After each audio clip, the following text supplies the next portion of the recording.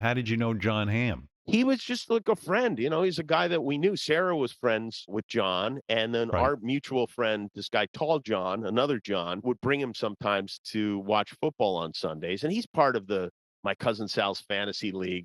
In fact, my cousin Sal, one of his rules in his fantasy league, and I know you don't have much interest in fantasy football, but they have these teams, and John Hamm has a team, and Sal has a rule that whoever wins the championship that year gets to kick one person out of the league the next year. So John Hamm is on the set of Mad Men, and these guys, they all love Mad Men. They're like, besides being friendly with John, they're enamored with the idea that John is part of their league.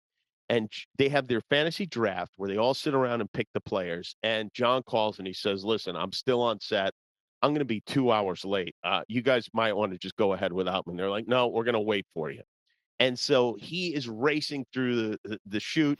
He races he races to this bar. He meets them there. He sits down at a table. He's got his magazines. He's in a bit of a sweat. He sits down. They're like, "Okay, let's start the draft." And Sal says, "All right, before we start the draft, I have to kick someone out.